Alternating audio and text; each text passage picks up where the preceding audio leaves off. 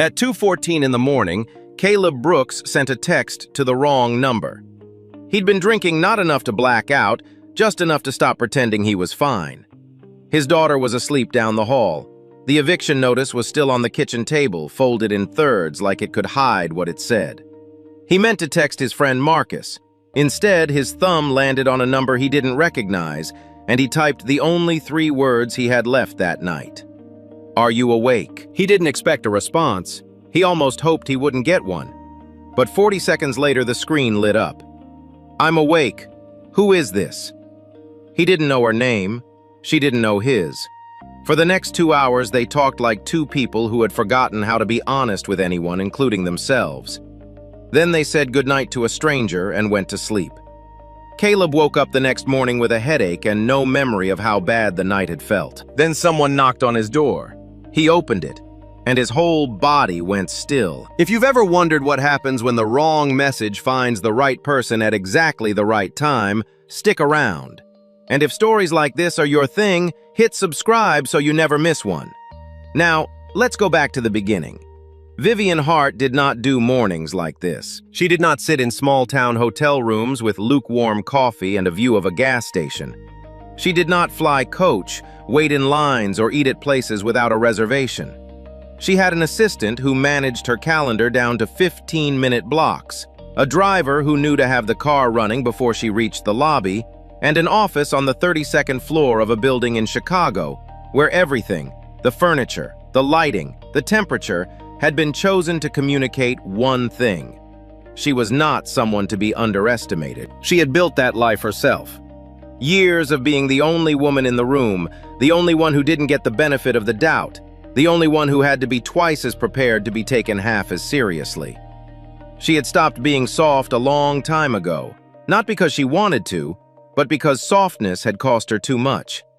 What was left was precision, control, a reputation that arrived before she did. Hartwell Foods was her company in every way that mattered. She had taken it from a mid-size regional processor to a national brand with contracts in 32 states. The new expansion, a chain of processing facilities in rural agricultural zones, was the next chapter. Land was cheap, labor was available. The numbers were clean. The people living on that land were a line item she had never looked at too closely. 3 counties away, Caleb Brooks was already awake before sunrise. He didn't need an alarm. His body had learned years ago to wake early, first because of the farm work, then because of Nora, and now because sleep past 5 felt like a luxury he hadn't earned. He made coffee in a dented percolator, checked that his daughter was still sleeping, and stood on the porch for a few minutes in the dark, listening to nothing. Caleb was 34 years old and looked like a man who had worked every one of those years with his hands. He repaired agricultural equipment for the farms around Sutter County, tractors, irrigation pumps, combine harvesters, and picked up extra shifts at a grain cooperative when the season called for it. He was not a man who made speeches or drew attention to himself. But when Hartwell Foods had begun quietly acquiring land in the county, pressuring elderly landowners to sign agreements they didn't fully understand, and submitting environmental reports that didn't match what people were seeing in the creek behind Miller Road, Caleb had become the person who wrote the letters, collected the documents, and refused to stop asking questions no one wanted to answer. None of those letters had ever received a reply. His daughter Nora was 8 years old, and believed with complete certainty that if she drew a picture of their house and taped it to her bedroom wall, no one could take it away. Caleb hadn't told her yet that it didn't work that way. The night before, Vivian had been working late in her hotel room when the text came in. She was reviewing the environmental clearance report for the 3rd time, not because she doubted it, but because Grant Mercer had scheduled the signing ceremony for the following afternoon, and she wanted every number memorized before she walked into that room. Grant was her VP of acquisitions, the architect of this deal, the one who had spent 8 months laying the groundwork. He was efficient, well-connected, and had a way of making problems disappear before Vivian knew they existed. She trusted his results. She had never thought too hard about his methods. Her phone buzzed on the nightstand. An unknown number, 3 words. "Are you awake?" She should have ignored it. She had ignored stranger things. But it was 11:40 at night. She had been staring at the same paragraph for 20 minutes, and something about the plainness of the question, no context, no explanation, just, "Are you awake?" made her pause. She picked up the phone and typed back, "I'm awake. Who is this?" The response came quickly. "Wrong number. Sorry to bother you." She should have put the phone down. Instead, she typed, "It's fine. Couldn't sleep anyway." There was a long pause. Then, "Me neither. Well, I wasn't trying to sleep. I was trying not to think." Vivian looked at that sentence for a moment. Then she set the environmental report face down on the bed. "What are you trying not to think about?" What followed was not the kind of conversation Vivian Hart had. She did not talk to strangers. She did not talk about herself, not honestly, not without calculating what the other person would do with the information. But the man on the other end of the phone didn't know her name or her title or the size of her company. He was just a voice in the dark, and she was just a woman who hadn't slept properly in 2 weeks. He told her about his daughter, how Nora had asked him that evening why their neighbor's house was already empty, and he hadn't known what to say. He told her about the letters he'd written that went nowhere. He didn't use the name Hartwell. He just said the company the way people say it when they've stopped expecting the company to have a face. Vivian listened. She asked questions, real ones, not the kind designed to redirect a conversation. At one point, she said without planning to, "I think I stopped knowing what I actually believed about my work a long time ago. I just kept moving fast enough that it didn't matter." There was a pause on his end. Then, "That sounds exhausting." "It is," she typed, and realized she had never said that to anyone. They talked until past 2 in the morning. At the end, he sent, "I don't know why I'm telling a stranger all this. I don't usually talk this much." "Neither do I," she wrote back. "Good night. Sorry again for the wrong number." "Don't be." She put the phone down and lay in the dark for a while, looking at the ceiling. Then she picked up the environmental report again, but she couldn't find the paragraph she'd been reading. She couldn't quite remember why it had seemed so important. In the morning, her assistant forwarded the updated opposition file names and contact information for every resident who had formally objected to the acquisition. The third name on the list was Caleb Brooks. Below it was his phone number. Vivian sat very still for a long time. She told herself she was going to assess the situation in person. That was the phrase she used in her own mind. Assess the situation. Because it was the kind of language that made an irrational decision sound like a business strategy. She did not tell her assistant. She did not tell Grant. She put on a blazer out of habit, then took it off, then put it back on. She got into the rental car she had requested that morning instead of the car Grant's team had assigned her, typed the address into her phone, and drove 20 minutes down a 2-lane road flanked by flat fields and sky. She almost turned around 3 times. The house was small and well kept in the way that takes real effort on a limited budget. The porch boards were old but swept clean. The window frames recently painted. A child's bicycle leaning against the side of the steps. Vivian sat in the car for a moment with the engine off, looking at it. She had approved the acquisition of this entire parcel of land without once picturing what was already on it. She got out and knocked. The door opened and Caleb Brooks looked at her the way a person looks at something that doesn't make sense. Not with anger, not yet, just with the particular stillness of a mind working very fast to catch up. He was taller than she'd imagined, with the kind of tired in his eyes that doesn't come from one bad night. He was wearing a plain gray t-shirt and holding a dish towel, which he slowly lowered to his side. He recognized her. She could see the exact moment it happened. "Ms. Hart," he said, not a question. Before Vivian could answer, a small figure pushed past Caleb's legs and looked up at her with open curiosity. Nora was 8 years old with 2 uneven braids and paint on her left hand. She was holding a piece of notebook paper covered in crayon, a green tree, a brown house, a yellow square that might have been a window or a sun. "Did you come to see my dad?" Nora asked. Yes, Vivian said. It was the most honest answer she'd given all morning. Nora considered this, then held up the drawing. "I made this so our house stays," she said with the matter-of-fact confidence of someone who believes fully in the power of what she's made. You can look at it if you want. Vivian took the paper. She looked at it longer than she meant to. There was something in the directness of it. The house, the tree, the complete absence of doubt that this place was worth keeping that hit her somewhere below the level of strategy or language. She handed it back carefully as if it were something that could be damaged. Caleb was still watching her. His voice when he spoke was quiet and without warmth. "You should come in," he said. Vivian stood in Caleb's kitchen and said nothing useful for almost 2 minutes. She had walked into boardrooms where every person in the room wanted her to fail and had opened her mouth without hesitation. She had fired executives, terminated contracts, faced down journalists with cameras pointed at her face. She knew how to occupy a room, but standing in this kitchen with its clean counters and crayon drawings held to the refrigerator by magnets shaped like vegetables, and the smell of coffee that had been sitting too long, she could not find the version of herself that knew what to say. Caleb leaned against the counter with his arms crossed and waited. He was good at waiting. It was the kind of patience that doesn't come from calm, but from a lifetime of not being heard quickly. "I saw your name this morning," Vivian finally said. "On the opposition list. Your phone number was there."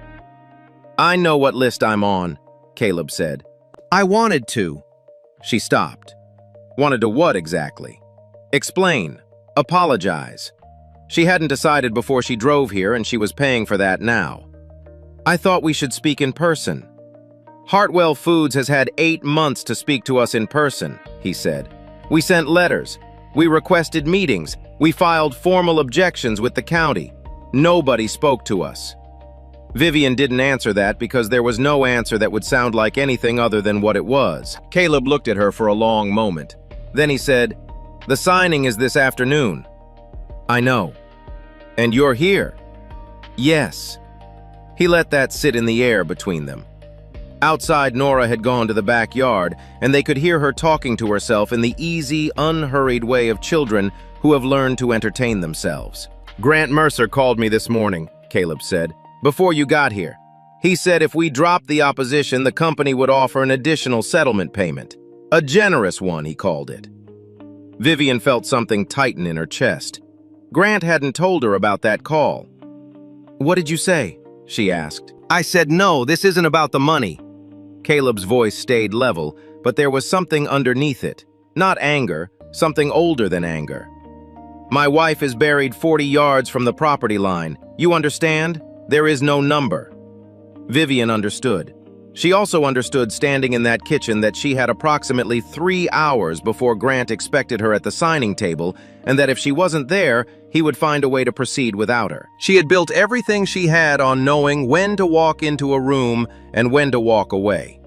She had never once walked into a room without knowing what she wanted on the other side of it. "Show me what you have," she said. "The evidence. All of it."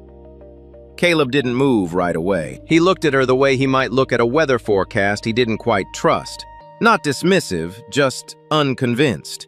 Vivian was still standing in the middle of his kitchen in a blazer that cost more than his monthly truck payment, and she had just asked to see the evidence he had spent 8 months collecting, as if it were a simple request, as if trust were something that could be requested on a Tuesday morning by the person you'd been fighting against for the better part of a year. "You said show me what you have," Caleb said.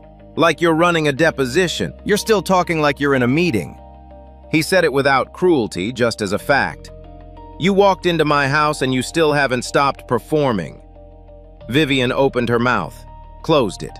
She pulled out the chair at the kitchen table and sat down without being invited. Not as a power move, she was just suddenly tired of standing. She set her phone face down on the table, which was the closest she could come in that moment to saying, "I'm not here as a CEO." Caleb watched her.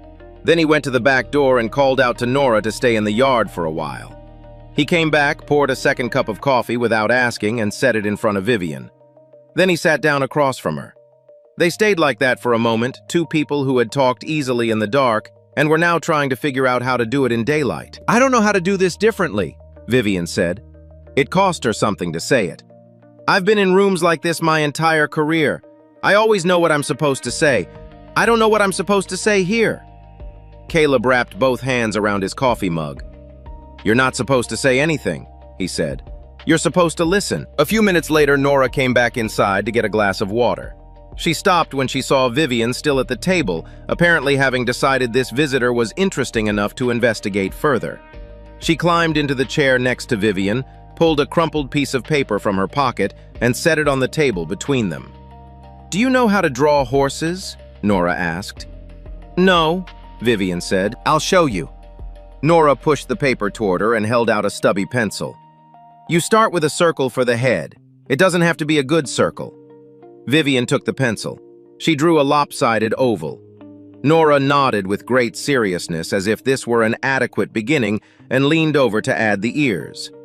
Caleb watched his daughter instruct the CEO of Hartwell Foods on how to draw a horse and felt something in him shift. Not soften exactly, but loosen.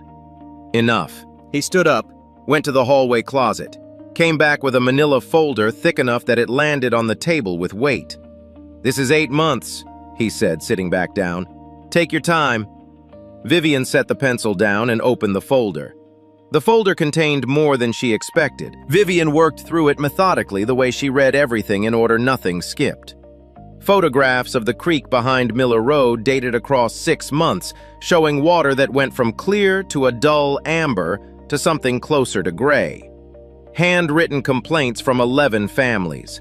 A stack of returned letters unopened, stamped with Hartwell Foods' legal department address. Medical records. 3 adults, 1 child, all within a 2-mile radius of the test drilling site, all presenting with symptoms in the same 18-month window. And at the bottom, a folded document she almost missed. She opened it carefully. It was a site drainage schematic, not the one in the official environmental clearance report she had memorized the night before, but a different version, with different discharge points marked in red, routing runoff directly toward the water table feeding Miller Road Creek. At the bottom right corner was a contractor stamp and a signature she recognized. It was the same contractor Hartwell Foods had hired to conduct the environmental assessment. Vivian set the paper down flat on the table and looked at it for a long time without speaking. "Where did you get this?" she asked. "A former site worker," Caleb said. "He quit 3 weeks after the assessment was filed. He kept a copy." "This is a different drainage map than the one submitted to the county." "Yes.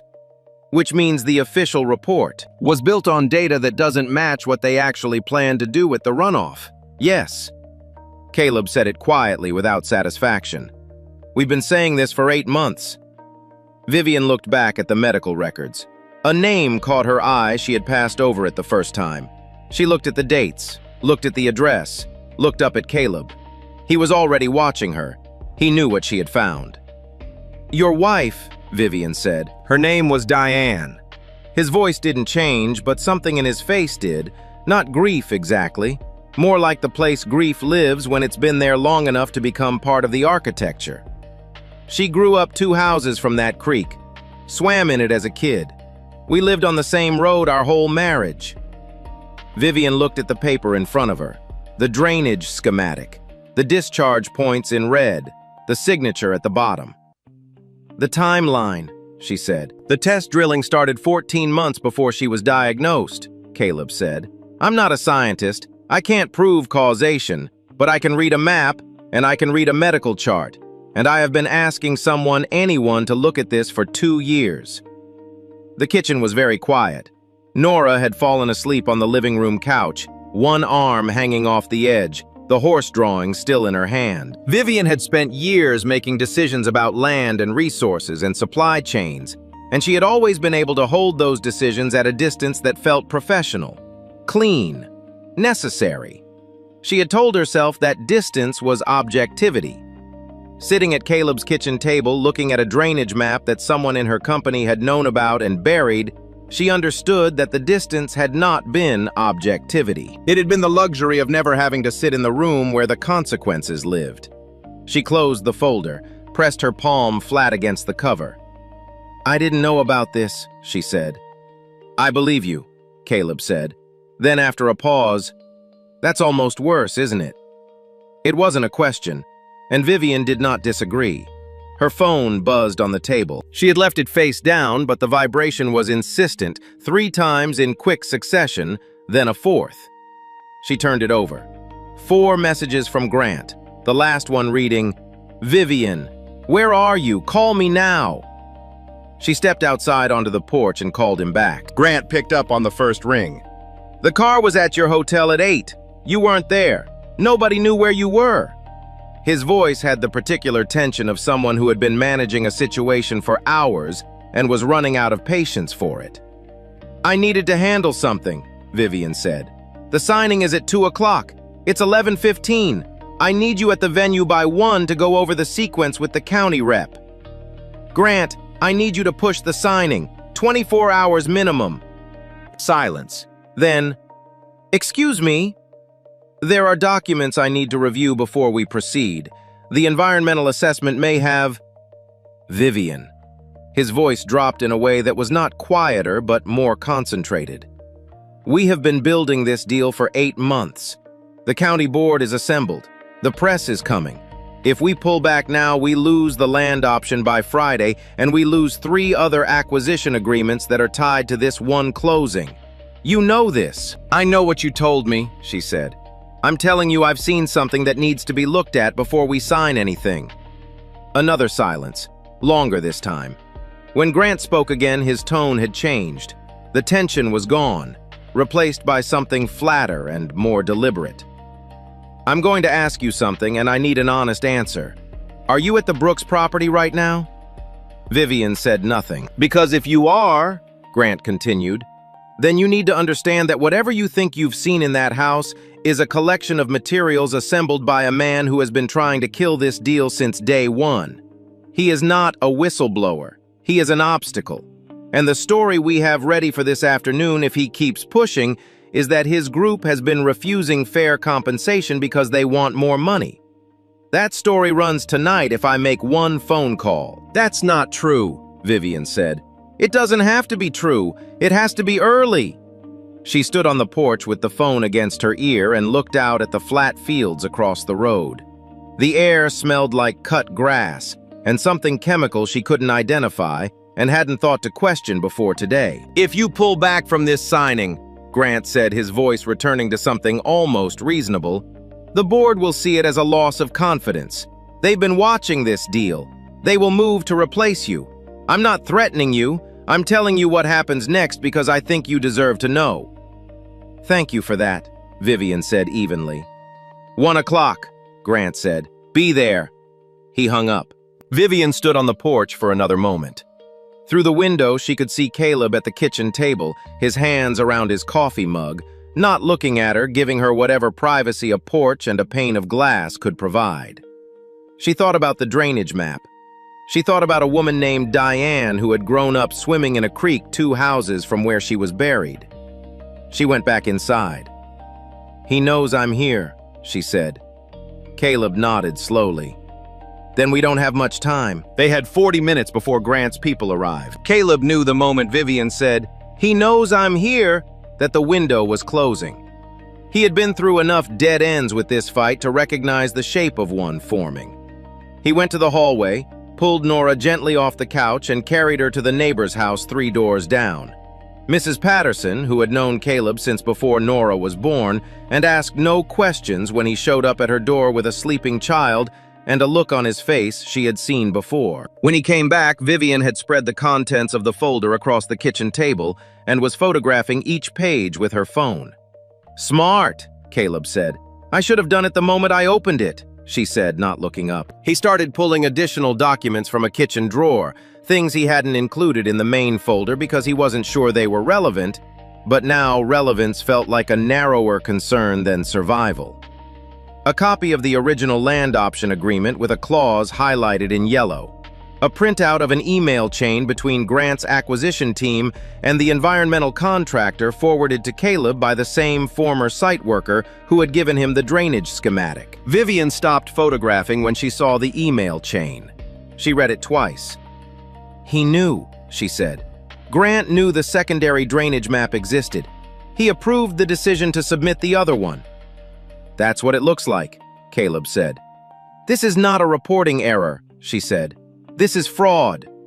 She said it the way someone says a word they have been circling for an hour, not with surprise, but with the particular weight of something finally named. She was still holding the email printout when two black SUVs turned onto the road outside. Caleb saw them through the window. He recognized the plates county contractor vehicles that Grant's team had been using since the project began. "They're here," he said. Vivian looked up. For a fraction of a second, something moved across her face. Not fear exactly, but the recognition of fear. Then it was gone. 4 men came to the door. 2 of them Caleb had seen before at the project site. They carried themselves like men who expected doors to open for them.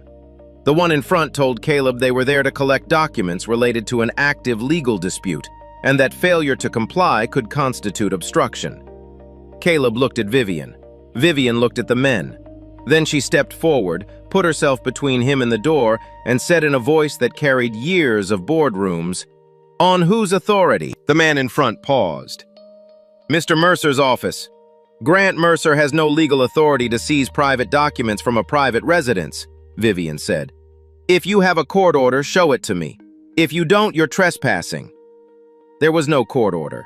They left, but not before the man in front looked at Caleb with the particular expression of someone making a mental note. 20 minutes later, Caleb's phone rang. It was someone from the county sheriff's office. There had been a report of equipment vandalism at the Hartwell project site. His truck had been identified near the location. They needed him to come in. He stood in the kitchen holding the phone, and the shape of it became clear, the kind of clarity that arrives too late to feel like relief. Grant wasn't just pushing the deal through. He was removing every obstacle at the same time, and Caleb had just become the most visible one. He looked at Vivian. "Go," she said quietly. "I'll handle this." "You don't know what handling it costs yet," he said. She met his eyes. "I'm starting to." Vivian did not handle it. Within an hour of Caleb leaving for the sheriff's office, Grant's team returned this time with a county liaison and paperwork official enough that the neighbor across the street didn't question it. They told Vivian that for her safety and the integrity of the ongoing legal process, she was being escorted to a secure location to await the afternoon's proceedings. She knew what it was. She went anyway because the alternative, making a scene on Caleb's front porch with no backup, no lawyer, and no leverage, would only accelerate whatever Grant had already set in motion. They put her in the back of one of the SUVs and drove her 20 minutes outside of town to a property Hartwell Foods had been using as a staging area for the project. A converted farm warehouse with a conference table inside that no one had ever held a real conference at. There was a water bottle on the table and a folding chair and nothing else. One of the men stayed outside the door. Vivian sat in the folding chair and looked at the water bottle for a while. She had been in difficult positions before. She had been maneuvered, outpaced, blindsided. But those had always been situations where she still had instruments available to her. A phone call she could make, a relationship she could leverage, a piece of information she could trade. She had always had something. In this room, she had nothing. Her assistant didn't know where she was. Her lawyer was in Chicago. Her phone showed 1 bar of signal that came and went. And the man she had spent the morning with, the one person who had the full picture of what Grant had done, was currently sitting in a sheriff's office being questioned about equipment he had never touched. She thought about the drainage map, about the email chain, about the contractor's signature at the bottom of a document that had never been meant to be found. She thought about Grant on the phone that morning. It doesn't have to be true. It has to be early. And understood, sitting in this warehouse, that she had been inside Grant's operation for 8 months without knowing it. The acquisition, the timeline, the press invitation for this afternoon, all of it had been structured so that when the fraud eventually surfaced, the paper trail would lead to the executive who had signed off on the final deal. Her name was on every approval document. She had signed them without reading the source data. She had trusted Grant's reports the way she trusted her driver to know the route completely and without verification because that was what efficiency required. She had built a career on precision, and she had been precisely, efficiently wrong. The bar of signal on her phone blinked in and out. She waited for it to hold, then opened her contacts and found a name she had saved almost a year ago after a conference panel. Derek Walsh, Tribune, investigative. She had taken his card because she respected the question he'd ask from the floor. She had never expected to use it. She typed fast before the signal dropped. This is Vivian Hart, Hartwell Foods CEO. I have documentation of environmental fraud and falsified government submissions tied to the Sutter County acquisition. I can't call. I need you at the Sutter County Municipal Hall signing ceremony this afternoon. Come now, bring a camera. Don't call Grant Mercer's office. She hit send. The bar disappeared. She set the phone face up on the conference table and watched it. She did not know if the message had gone through. She did not know if Caleb was going to be all right. An hour later, the door opened. One of Grant's men told her the car was ready to take her to the municipal hall. She stood up, smoothed her blazer, and walked out of the warehouse without a word, as if she had simply been waiting for the right time to leave, and the right time had come. The sheriff's office let Caleb go at 12:40. The alibi was simple and airtight. He had been on the phone until past 2 in the morning, and his carrier records confirmed it. The vandalism report, when pressed, turned out to have been filed by a Hartwell Foods contractor rather than any county official, and the deputy handling it had the decency to look uncomfortable when Caleb pointed that out. They told him he was free to leave and thanked him for his cooperation in the flat tone of people who know they have been used as someone else's instrument. He walked out into the parking lot and called Vivian's number. No answer. Straight to one ring, then voicemail. He called twice more, same result. He stood next to his truck in the midday heat and thought about what the smart move was. The smart move was to go get Nora from Mrs. Patterson's house, drive home, and let whatever was going to happen at that signing ceremony happen without him. He had done everything he could do through the right channels. He had written the letters, collected the evidence, filed the objections, told the truth to anyone who would listen. None of it had been enough. And now the one person with the power to actually stop it had gone silent. He thought about Vivian sitting at his kitchen table, pressing her palm flat against the folder. He thought about the way she had stepped in front of him at the door. He called Raymond a friend who had been part of the opposition group from the beginning and who had 18 months ago insisted on photographing every document twice and storing the copies at his sister's house in the next county. Just in case Raymond had said and Caleb had thought he was being paranoid. Raymond, I need the backup set, everything. Already pulled it, Raymond said.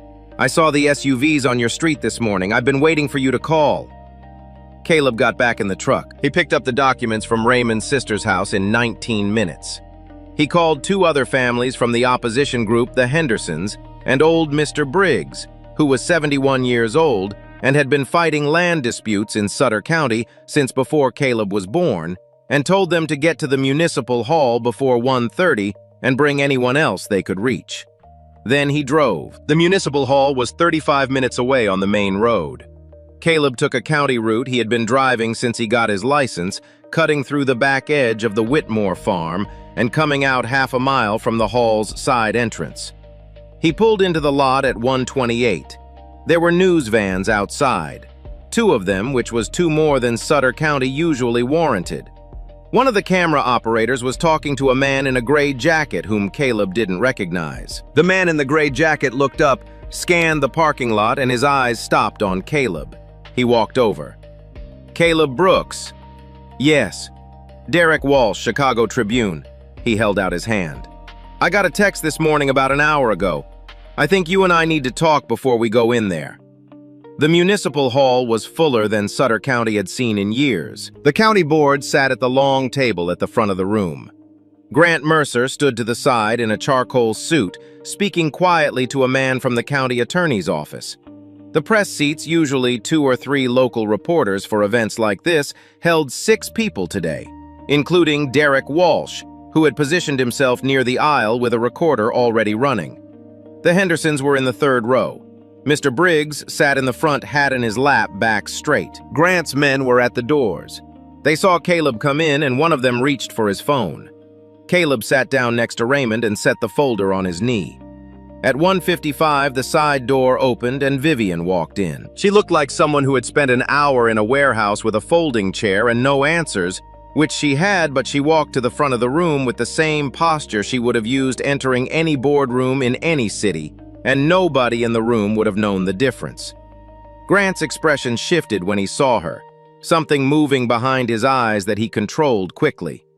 He crossed to her and said something close to her ear. She nodded once as if agreeing, then she took her place at the signing table. Grant returned to his position. The board chair called the room to order, went through the procedural opening, and invited the Hartwell Foods representative to say a few words before the signing. Grant nodded toward Vivian. She stood up, Straightened the folder in front of her, looked out at the room, at the board, at the press, at the families in the rows behind, at Caleb sitting in the third row with a manila folder on his knee and his eyes on her face. She looked at Grant last. Then she began to speak, and she did not say any of the words that had been prepared for her. "I want to thank the county board for assembling today," she said. "And I want to be direct with everyone in this room because I think this community has been waiting long enough for someone to be direct with them." Grant took a small step forward. Vivian didn't look at him. "The environmental assessment submitted to this county in support of the Hartwell Foods acquisition contains data that does not match the actual drainage schematics approved by our contracting team. The official report omits discharge routing that poses a measurable risk to the water table serving Miller Road and the surrounding residential areas. I have seen the documentation. I am satisfied that it is credible."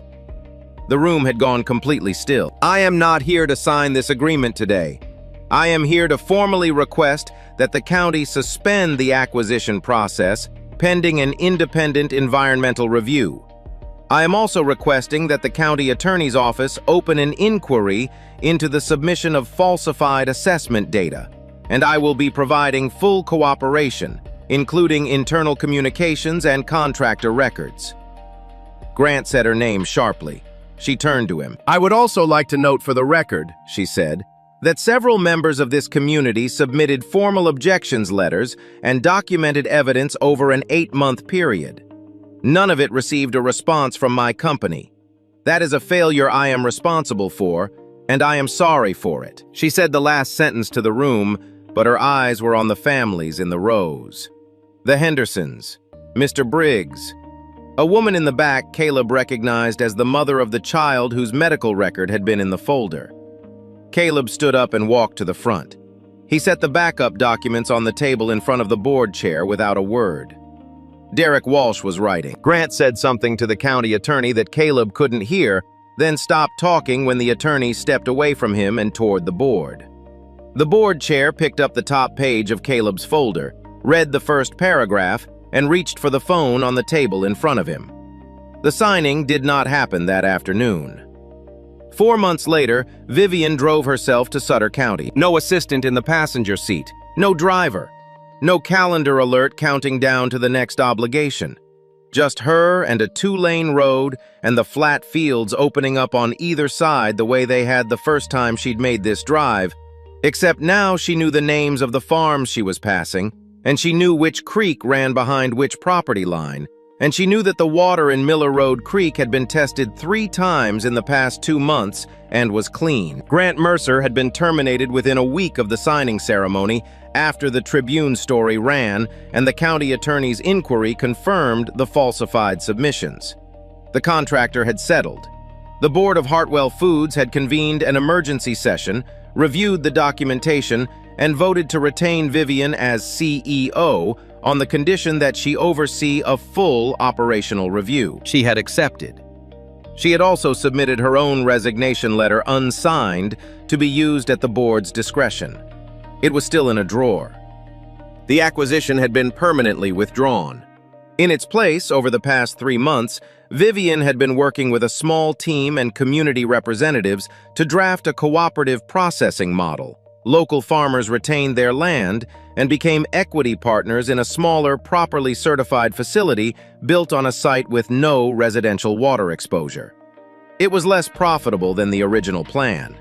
It was also, by every measure Vivian had been applying since April, the right thing to do. Caleb was the community's lead representative in the negotiation.